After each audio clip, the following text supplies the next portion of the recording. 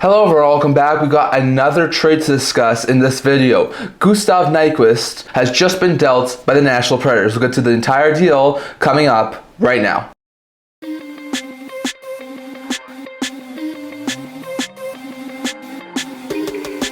Hello everyone, welcome back to another video here at the End-to-End Hockey channel. Now before we begin this video, don't forget to like this video and subscribe down below. Thank you for all of your support. Would never be able to do this without you guys. So if you haven't already, don't forget to subscribe down below. We're on the road to 500 subscribers. Really does help out the channel. And don't forget to leave a comment down in the comment section below so see all that was discussed in today's video. And don't forget to stay tuned for our March 7th trade deadline video this Friday, 11:30ish Mountain Time. Tune in to our live stream of our trade deadline video. I do this every year. We're going to be talking about all the moves that happen on trade deadline day. So definitely stay tuned for that. But in today's video, we're talking about another trade. This one's a lot smaller than the earlier one we saw with Ryan Lindgren being dealt to the Colorado Avalanche, but it was an interesting one nonetheless. And the trade is as follows. The Minnesota Wild have acquired Gustav Nyquist with 50% of his contract retained, so at a cap hit of $1.59 million.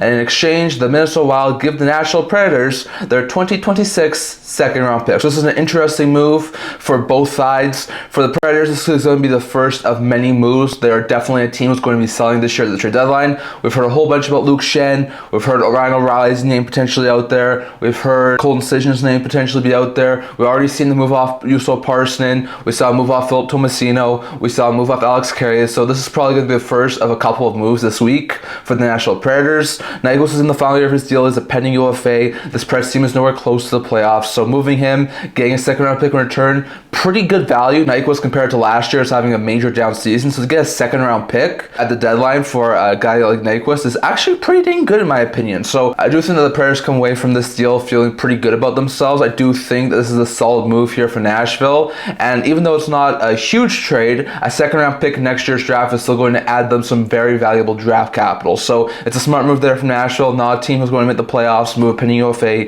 get a second round pick in return. When it comes to Minnesota Wild, we know that they've been looking to try and add some pieces. We know they've been really heavily looking at like a top six center, someone who can play behind a guy like Marco Rossi or Joel Eriksson-Ek. They haven't been able to find it yet. They're very tight on the cap situation, so they need to get creative to try and make some moves work and try and improve that team, because the Wild are one of the top three teams in the Central and looking like a playoff bound team right now. So they're going to try and add a couple of pieces before a trade deadline, even though they don't have too much cap space to work with. And Nyquist is going to be a really good addition. This is the second stint Nyquist has had in Minnesota.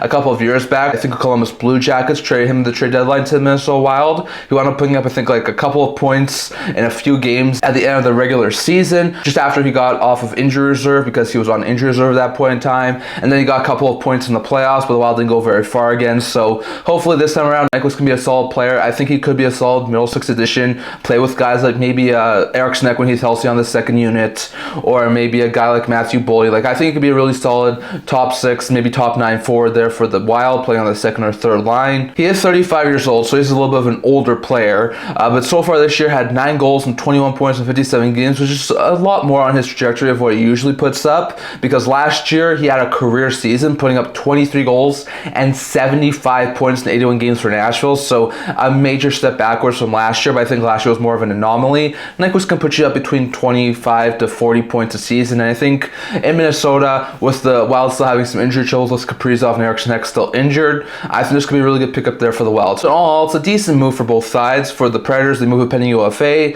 for a second round pick, which I think is really good value. And for the Wild, they are able to get a top 9 upgrade on the players that they currently have right now and only give up a second round pick. So I think it's an interesting move. At this point in time, I would say that the Predators win this, because I do think that second round pick for Nyquist, given the fact the last time Nyquist was available at the deadline, the trading team only got 5th round pick. I think getting a second round pick is great value there for the Predators. But if Nyquist helps the Wild win the cup, maybe we go in a different direction and the Wild win this trade. I'm not exactly sure, but at this point I would say the Predators do win it, so definitely. I'll let you guys thoughts on all this down in the comment section below. Who do you think won this deal? Was it Minnesota? Was it Nashville? And do you think Minnesota adding Nyquist to their top 9 really improves that forward group? Definitely let your thoughts on all of that down in the comment section below. That's all I'm going to talk about for today. Remember to like this video. If you'd like to subscribe below. Thank you for all your support. We'd never do without you guys. So if you haven't already, hit the subscribe button down below. It really does help with the channel. We're on the road to 500 subscribers. And don't forget to leave a comment down in the comment section below discussing all that discussed in today's video. I also have a blog, talking about news, rumors, analysis, stuff like that, so remember to check that out. I've linked that down in the description below. And I can't wait to see you guys all for next video. See you guys soon.